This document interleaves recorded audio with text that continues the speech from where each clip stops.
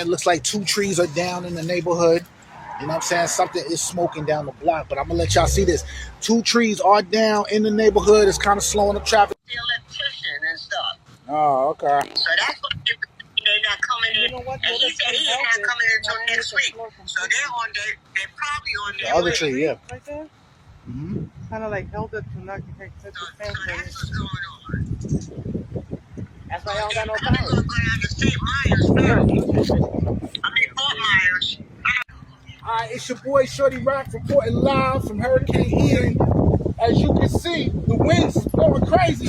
The winds is blowing crazy, but we out here, baby. Trees is going everywhere, but we survived. You know what I'm talking about?